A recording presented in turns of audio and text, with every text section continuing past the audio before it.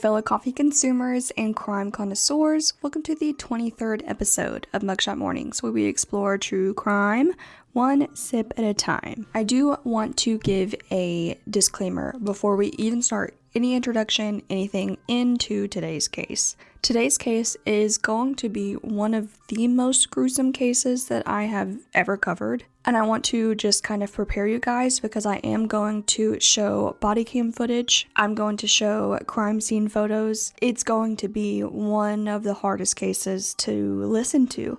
It's very gruesome. It's very heinous. So if that is something that you cannot really deal with at the moment, I completely understand. Click out of the video and take care of yourself. Today's case is going to show you how quickly and how dark family dynamics can turn. In November of 2016, it was the weekend of Thanksgiving, a time for family, gratitude, and togetherness. But for Joel Guy Jr., it was anything but. What unfolded inside a Knoxville, Tennessee home was a gruesome crime that would forever stain the meaning of family holiday. Joel Guy Jr., a 28-year-old who had been financially supported by his parents his entire life, turned a visit to their home into a house of horrors. Motivated by greed and entitlement, Joel orchestrated a chilling plan to murder his parents, Lisa and Joel Sr., in an attempt to collect their life insurance money. A notebook filled with his meticulous step-by-step plans was discovered, detailing every sinister move he intended to make. By the time the crime was uncovered, the brutality of the murder left investigators and the nation horrified. This is the story of Joel Guy Jr. and the Guy family murders. Now, just to fair warn you, again, very, very intense story that I have today. And I had only recently heard of it, and it's very recent. It's only happened within the past 10 years. So I know a lot of people like to cover the more recent cases. I only came across this, and I had the video for Tennessee when I was going to do True Crime Thursdays the very first time I was doing true crime stuff. And if y'all remember that, I was trying to cover all 50 states, but everything is a mess. But as always, before we get into that, my name is Sydney. I am the host of Mugshot Mornings. I do all of the editing, the research, filming, everything. Everything's done by me. And if you are here on YouTube, please be sure to like, subscribe, and tell your friends. And if you are listening on audio only, be sure to like, rate the podcast 5 stars, and download it. Also, share with your friends. So if you're wondering why it's called Mugshot Mornings, I incorporate true crime with coffee. So what are we sipping on today? I made the viral Teddy Graham latte that went on TikTok. Okay, by the way, today is Sunday the 19th. I'm so tired of the whiplash from the whole TikTok ban. Last night after like 8 o'clock, I couldn't get on TikTok. It said that President Trump was going to help it. Great. And then this morning I was able to get on it. So I wasn't able to access it for like 11 hours. I'm not going to get into it. Either way, the viral Teddy Graham latte. I made it hot. I didn't make it iced, but I'm going to do it here on the pod just to see if I like it. And if not, you won't see me sipping this throughout the video.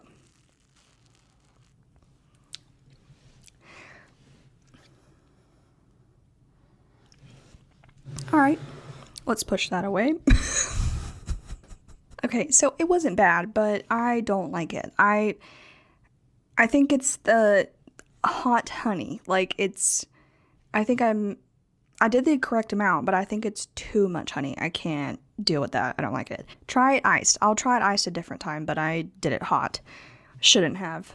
That's on me. That's on me, brothers and sisters of Christ.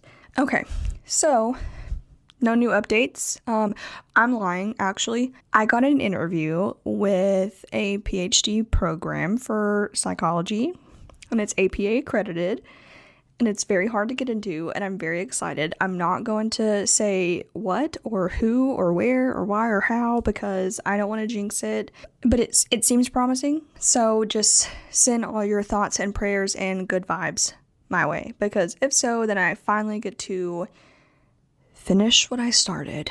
If y'all don't know, I do have 2 degrees. I have a bachelor's of arts in criminal justice, and I have a master of science in psychology with a forensic concentration. And I work for a forensic psychologist, and that's what I want to do for the rest of my life. I like studying criminal behavior. I like studying why the brain works the way that it works for people that commit really heinous crimes compared to people who don't, like me, and most of you, I'm sure. But cases like today's case are very interesting to me, and that's kind of what I do. That's kind of what I want to do for the rest of my life. So, hope. Fingies crossed. Let's just go ahead and dive in today's story. I don't have much that I really want to talk about leading up to it, so we're just going to get in. Again, another trigger warning, another just kind of prepare yourself. There's going to be clips, there's going to be video footage, there's going to be crime scene footage, all of it. I'm not going to blur anything is what I'm trying to say. So, in order to kind of give an introduction to today's case, I first want to talk about the victims of today's case and how they met and what they did before we get into their son and their children's lives. So, the person that we're focusing on today's case is Joel Michael Guy Jr., and he was born on March 13th, 1988, to his parents Joel Guy Sr. and Lisa Guy. Joel Sr. worked as an engineer and a pipeliner while his mother was a secretary at an engineering firm in Knoxville, Tennessee. Joel Sr. was previously married before he met Lisa, and he had 3 daughters from this previous marriage, but as soon as he met Lisa, the two were head over heels in love, and she became a very loving mother to his stepchildren before they went on to have their own son, Joel Guy Jr. Joel and Lisa had been married for 31 years, and they were nearing retirement age around 2016. They really enjoyed being outdoors and going to the lakes, so this was something they were really looking forward to consistently being able to do once they finally retired. All of the children at the time that they were trying to near their retirement were all adults. The 3 daughters had families on their own. Joel was attending Louisiana State University in hopes of becoming a plastic surgeon. So once Joel finished school, he was in graduate school at the time, it was going to still kind of be an empty nest, but it was going to be filled with love and happiness. All of their children are grown, they are retired, and they get to be grandparents and live the rest of their lives in just pure bliss doing the things that they want to do. They decided to sell their Knoxville home and move into Joel Sr.'s deceased mother's home that was about 80 miles away in Burgonsville, Tennessee, since it would be much cheaper for their retirement. Since there is Joel Jr. and Joel Sr., I'm going to be referring to them as such, so it's not hard to listen to. So Joel Jr. was arriving at his parents' home in Knoxville, Tennessee after driving about 600 miles from Baton Rouge for Thanksgiving break in 2016. The family had a very nice meal together on Thursday, November 24th, and the 3 sisters had went home to be with their families the rest of the night, and Joel stayed for the rest of the weekend with his parents. On Saturday, Lisa had went out to the grocery store to get his favorite ice cream to celebrate the joy of her son being home from college. As I said, the family had their Thanksgiving dinner, and the rest of the weekend is what appeared to be on the surface very happy, very family-oriented. But when Lisa failed to return to work the Monday after the Thanksgiving holidays, her coworkers were really worried, and they noted that it was totally unlike Lisa to do this. They said that it was her last week up until she retired, and they were throwing her a retirement party, and she did know about it, so there was no way that she would have missed it. And there was also no way that she would have stopped working, especially without saying goodbye. Her coworkers were really worried, consistently calling her phone, and of course they did not get an answer. So they called the Knox County Sheriff's Office to report a possible disappearance and tell that Lisa had been missing. When police officers arrived at their Knoxville home, both Lisa and Joel Sr.'s car were parked in the driveway. There was a Century 21 for sale sign staked in the front yard, and a dog was barking inside of the home. Assistant District Attorney Hector Sanchez was looking in the front window, and he noticed groceries, specifically ice cream and perishables that had not been properly put away. Police then walked around to the back door to notice that the knob was missing. All of the officers that were at the scene, that had arrived at the scene based off of the phone call, all knelt down to kind of peep inside of the missing door hole, where the knob was, and they said that there was an amount of heat that was radiating from inside of the house that hit their face. They also noted that there was a very strong smell of chemicals that was radiating throughout the house as well. The officers managed to get through Lisa and Guy Sr.'s home through the garage, and Detective Stephen Sanders said that it was ridiculously hot in the house. The police entered and there was animal feces everywhere, along with a barking dog. Upstairs, there was brown staining on the floor, along with clothing that was covered in what looked like human blood. Next to it was another large stain of blood. Detective Sanders said that it was horrific. One of the officers noted that there was also severed hands near the bloodstain, and this is when they decided to leave the home and call even more people to help with the crime scene. Now, here is a fairly long list of what police officers found in their investigation that they brought in as evidence. Numerous police officers walk around the house. They found weapons, cash, cleaning products, blood, a workout machine that had been tipped over in the bedroom. There were the hands that the first officer had found, and in Rubbermaid containers were torsos and a dissolving liquid. And just when you think that it couldn't get any worse, it does. In the kitchen was a big soup pot on the stove that was boiling. As police officers eased their way to the stove, when they lifted off the top, there was a human head. Other parts of the dismembered corpses were found in solution in the bathroom. There was a bag of baking soda, a bottle of Drano, a bottle of muriatic acid, hydrogen peroxide, bottles of bleach, a pair of gloves, trash bags, and just all sorts of cleaning solutions. The floor of the bathroom was lined in plastic sheeting with a garden hose attached to the shower. There was also a huge knife in the sink. Police are obviously very stunned to come across this gruesome scene, and they didn't know that if it was Lisa and Guy Sr. or if it was maybe Lisa and Joel Guy Sr. had captured and murdered and dismembered these bodies in the house and they were just out doing errands. But they quickly realized that it possibly is them because both of their cars were found in the driveway. So they wanted to get to the bottom of who would create such a horrific scene for police to come across. And obviously it was a crime of passion because of how the bodies were found, of how gruesome and horrific they had handled the bodies. They no longer even saw these people as people, but things to get rid of. As they continued searching, there were two receipts that really helped police kind of kick their investigation into gear that they considered to be vital pieces of evidence. Both of these vital pieces of evidence were Walmart receipts. They were dated on the exact same day, but with two different timestamps. The first receipt was a Walmart receipt that was time-stamped at 12:15 p.m., and it was a list of all the groceries that were found that were not put away. The second receipt was found in a Walmart bag that was covered in blood, along with medical supplies and tape to treat pretty severe wounds.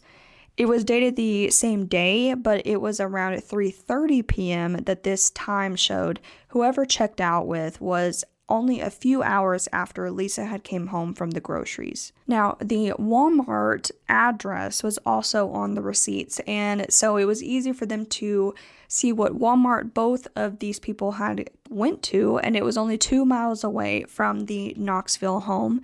So they drove to the Walmart so they could look at the video surveillance footage. Lisa Guy was seen on the footage from the earlier time-stamped receipt. They were able to identify that she was the one that bought the groceries by seeing what she was wearing, along with the clothes that had been found in their search in the home.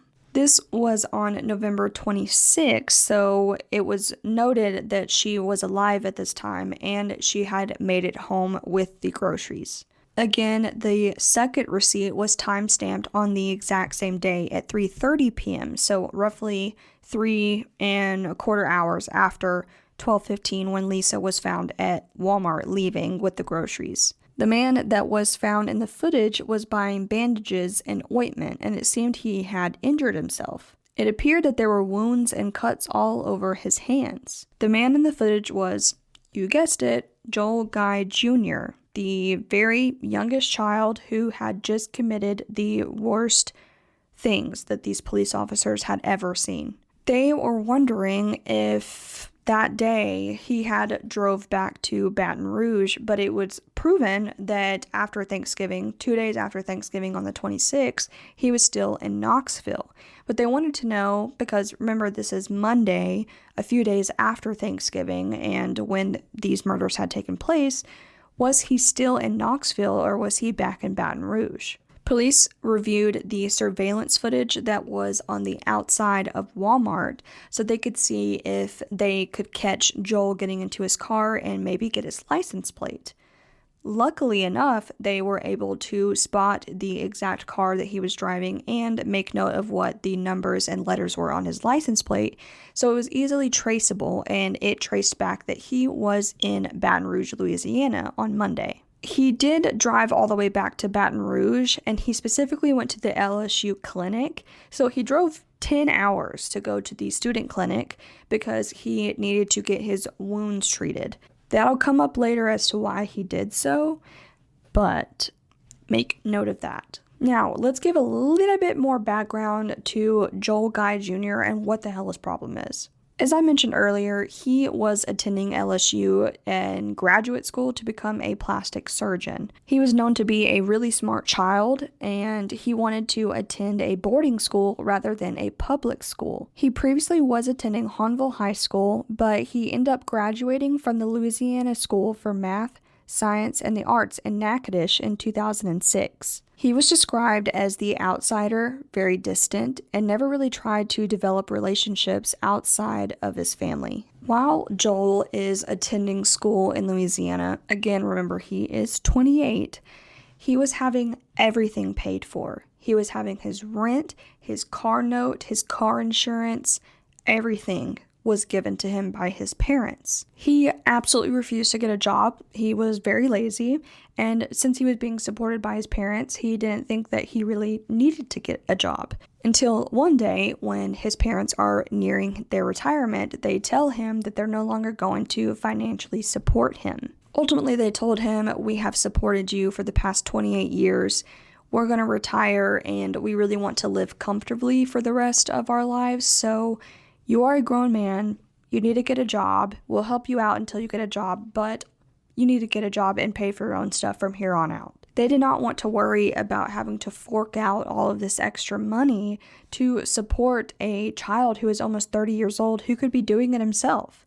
So was this ultimately the motive as to why he killed his parents? When the FBI had tracked down that his license plate was found in Baton Rouge, they knew that they had to act quickly. Obviously, this was a dangerous man who left the States and was on the run. Detective McCord said that he was contacted by Academy Sports in Mississippi after Joel had attempted to purchase a firearm. I couldn't find why he was not able to purchase the firearm, but very dangerous. They did end up traveling from Knoxville to Baton Rouge to find him, and they arrested him outside of his apartment as he was trying to get into his car under the suspicion of the murders of Joel Guy Sr. and Lisa Guy. Joel Jr. had bruising and an abrasion on his upper right arm, scratches on the back of his right elbow, scratches and bruising on his upper legs, bruising and red marks on his back, injuries on both thumbs, a large gash on his left thumb that looked like it had been treated, and scratches to both hands, wrists, and palms. Inside of Joel Jr.'s apartment was even more evidence. 17 days before Thanksgiving, Joel was caught on surveillance footage at Ace Hardware in Louisiana. The video footage shows Joel purchasing heavy chemicals, including Drano, and those all match the chemicals found at the crime scene. Second surveillance footage shows Joel Jr. walking through Home Depot with a gardening hose, garden sprayer, a bleach sprayer, and a spray bottle. The most damning piece of evidence is Joel's backpack. So they found his backpack, which held his laptop and a fall 2016 syllabus, like for a class that he was attending. But the main thing was this black notebook. What was written inside in his own handwriting was the detailed step-by-step process as to how he was going to kill his parents. Now I'm going to read you from top to bottom all of his bullet points, and you can read along with me on the screen, but Again, remember, this is very, very, very intense, okay? So just kind of prepare. I'll put a timestamp here if you don't really want to hear the step-by-step process. His first thing says, get killing knives, quiet, multiple. Get carving knives to make small pieces. Get sledgehammer, crush bones. Bring blender and food grinder, grind meat. Get bleach, denature proteins. Get plastic bin for denaturation process. Does not matter where they're killed.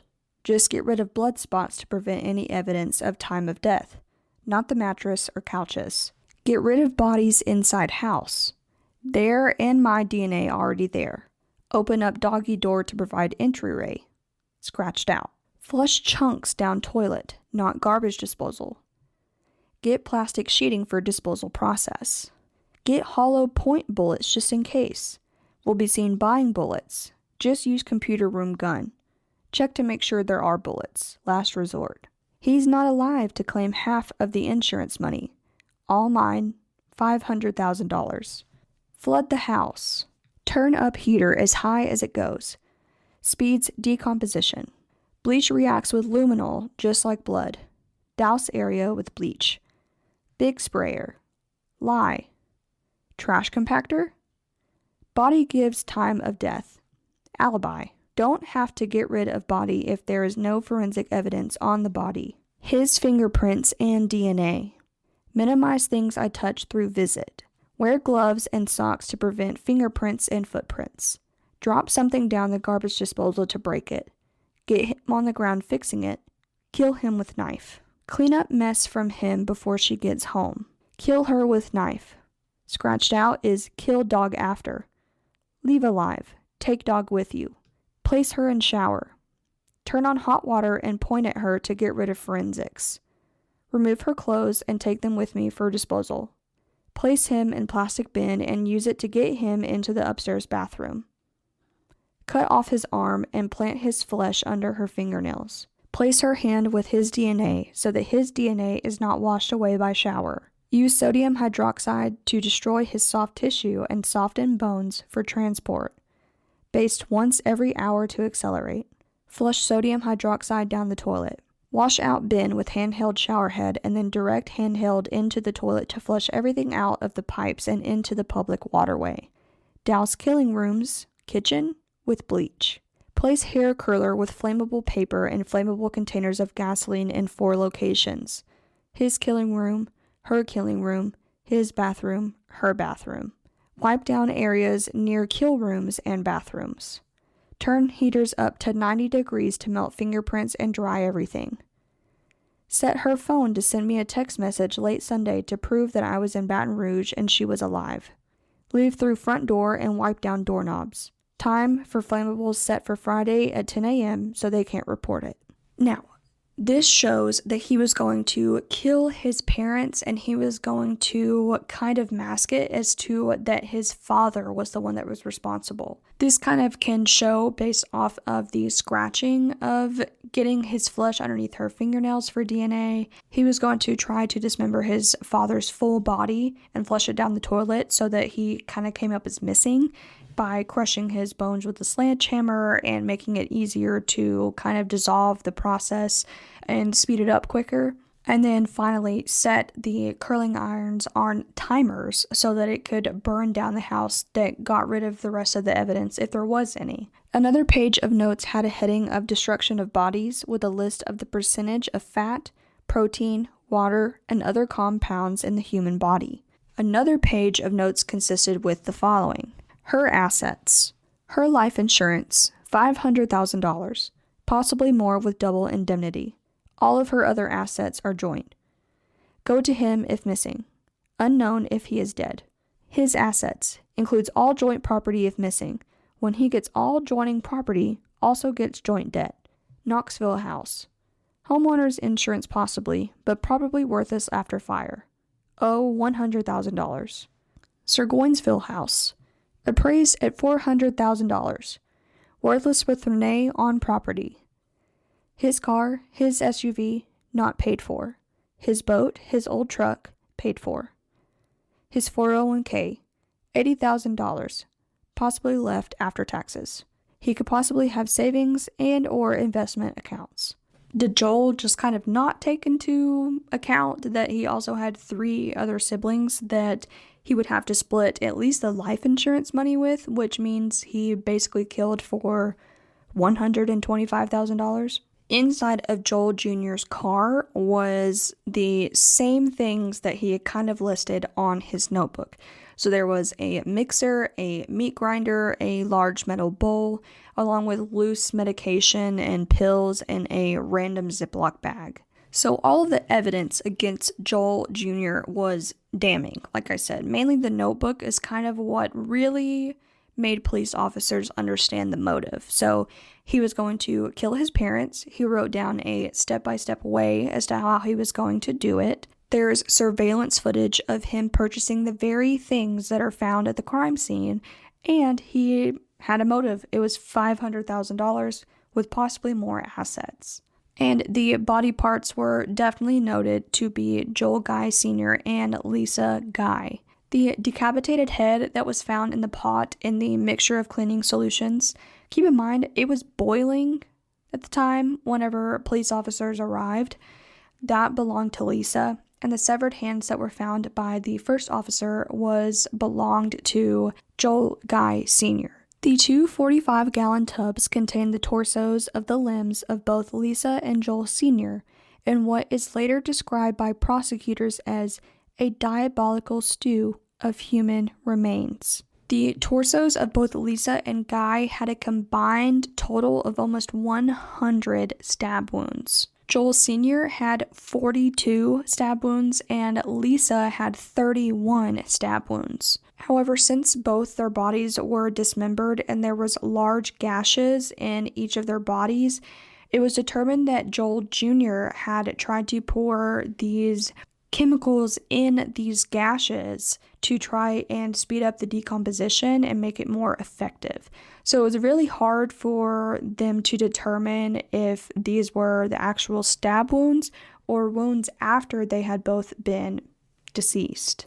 We also know, based off of Joel's notes and what actually happened based off of the crime scene, that his plan did not go accordingly. His notes stated that he was going to murder his father as he was fixing the garbage disposal, but his father was killed in the upstairs exercise room due to the exercise machine being knocked over. The blood and the hands were all found in this room. His notes indicated that he was going to kill his father, dismember him, crush his bones, and flush it all down the toilet, and then pour Drano in after that, or a sewage cleaner, to kind of clean up all of the forensic evidence.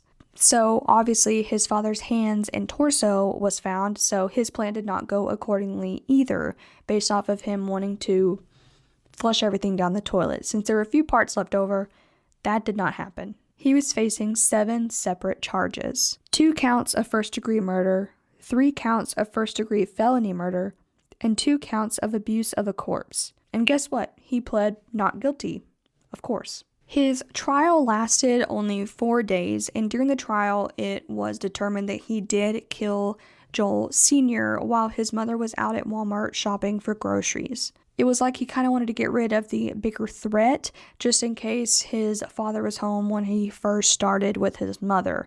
It was going to be a lot harder for him to fight off 2 people at the same time. The medical examiner stated that there was proof there was multiple stab wounds in his back based off of the torso that was found, maybe while he was on the exercise machine, but it was proven, obviously, that Joel Sr. fought back based off of the defensive wounds on Joel Jr. They believed that after Joel Guy Sr. was killed, whenever Lisa had arrived at the home, she was possibly lured upstairs in some way because of the groceries being found in the kitchen, and that is not where her crime took place. Joel Sr.'s body was dismembered and he was disarticulated at the hips, elbows, and hands. Lisa was decapitated and disarticulated at her kneecaps. Now, we do know that Joel had drove back to Baton Rouge to get his wounds treated after the murders, but he did drive all the way back to Knoxville at the time that police were surrounding the house. So he possibly saw that and then turned around, and he ended up driving all the way back to Baton Rouge. It was very obvious during the trial that the motivation for this was greed, was money. Joel's sisters also said during the trial that nothing was really out of the ordinary during Thanksgiving except the fact that Joel was a little bit more talkative and he spent more time with the family this time. Normally in past Thanksgivings or family gatherings, he pretty much stayed cooped up in his room. That was the only thing that they noticed was out of the ordinary, and they never would have thought anything like this would have happened. After they had their Thanksgiving dinner and all of the girls left, they did say it was weird that he decided he was going to stay the whole weekend, but they didn't think anything like this would have happened. But it wasn't weird like something bad's going to happen. It's more weird like that's just not like him. It also came out that his mother had prepaid his rent until August 2017. So he basically had almost a full year's worth of rent paid. That's enough time for him to get a job and enough time for him to save up. It was around $9,000 that his mom paid just for him to have his rent paid for. So he had enough time. There was another twist that was noted in the trial, and that was that Joel Guy Jr. was homosexual. Joel lived with a guy named Michael McCracken for about 5 years, and it was noted that Michael said that Joel had made an advance on him, announcing his feelings for him, and so Michael left the apartment and moved out. Michael was taking the stand, and this did come out during the trial, that he didn't have the same feelings for him. I couldn't find if he was gay or not, but I know that he did not have feelings for Joel, so he moved out. Michael was the first phone call that Joel made while he was in jail, because he said he didn't remember his sister's phone numbers. And that might be true, but him being the first phone call was very odd. On the phone call, Joel allegedly told Michael the real motive as to why he killed his parents. He told Michael that he really wanted to fix his appearance for him, Joel fixing his appearance for Michael, and he was going to do so with his inheritance so that Michael would finally want him back. So I have been in love with you since I got around to doing that. I don't know what to say. I'm angry and lost and confused and disappointed and upset and mourning you like you're dead, even though I'm talking to you on the phone. It's taking everything I have to process and maintain my sanity. I think about you all the time. You were the only good thing in my life. Michael also testified that he had lived in Baton Rouge from 2006 to 2015. He had lived with Joel for about 5 of those years, and he moved out once Joel had confessed his feelings for him. He said that the phone call consisted of Joel saying to Michael that he really effed up, that he effed everything up, and he said, "Tell me, why did I do this?" It also came out in the trial that even though Joel had drove back to LSU to get his wounds treated, he actually really wasn't enrolled in LSU. He said that he was taking graduate courses, but he had actually kind of stopped being a full-time student the year prior. His trial only lasted 4 days and concluded in October of 2020. His attorneys didn't call any witnesses to the stand. They didn't present any evidence. The only thing was that Joel Jr. wanted to get the death penalty if he was convicted. Thankfully, the judge did not want to give Joel anything he wanted, and he did not give him the death penalty. Instead, he got 2 consecutive life sentences and 4 extra years for abusing corpses. The jury only took 3 hours to deliberate, and they were unanimous and convicted him on all 7 charges that he was facing. Is the state ready to receive the verdict? The defense ready? All right, please bring our jury in. Folks, please rise for our jury. All right, everyone, you may be seated. Does the state waive the call, jury? Defense waive the call? Welcome back, folks. Madam Foreperson, I understand the jury has reached a unanimous verdict in all 7 counts. Is that correct? If you please hand the book to Officer Coker, let me take a quick look at that, and then I'll return it to you. please return that to our foreperson. And Madam Foreperson, I'm going to ask if you please stand up, and I would ask you to take a couple steps to your left so we're near the microphone. And I'm going to have you publish the jury's findings. I'd like you to turn to the verdict form for the first count. And if you please announce your findings by reading the sentence, we, the jury, find the defendant, and then announce your findings. We, the jury, find the defendant, Joel Michael Guy, guilty of first-degree premeditated murder of Joel Guy Sr. Count number 2, please. We, the jury, find the defendant, Joel Michael Guy, guilty of first-degree premeditated murder of Lisa Guy.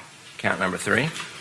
We, the jury, find the defendant, Joel Michael Guy, guilty of first-degree felony murder of Lisa Guy. Count number 4. We, the jury, find the defendant, Joel Michael Guy, guilty of first-degree felony murder of Joel Guy Sr.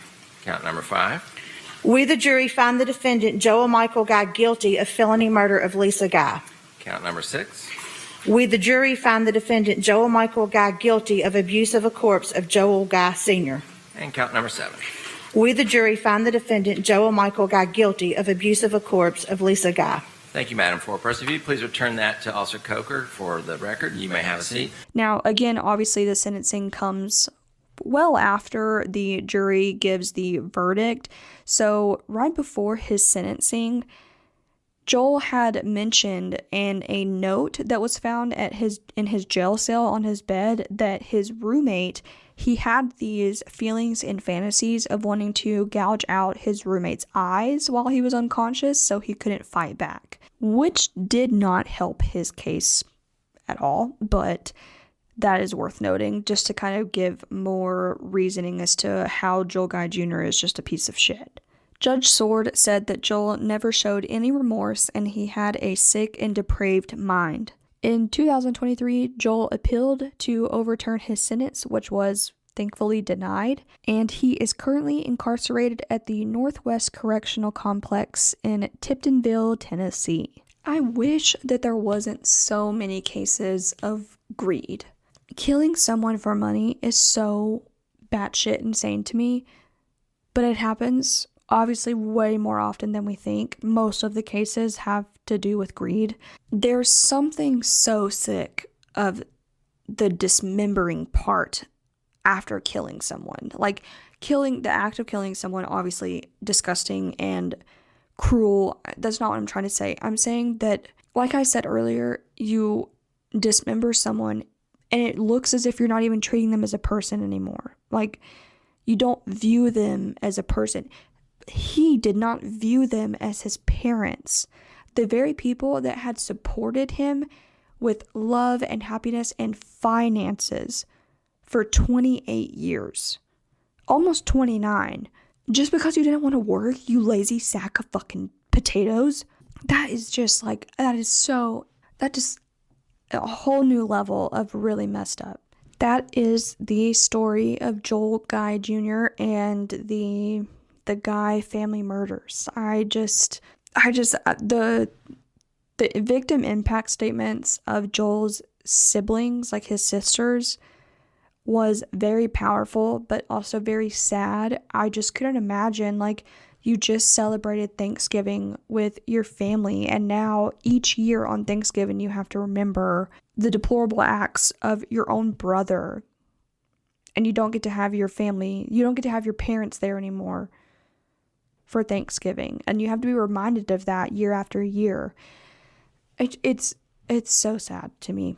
Thank you guys for listening. I know that was a tough one, but I do appreciate you guys staying till the end and listening and supporting this channel. I know I said it before, I'll say it again. Please like, subscribe, and tell your friends. And I will see you guys in the next episode.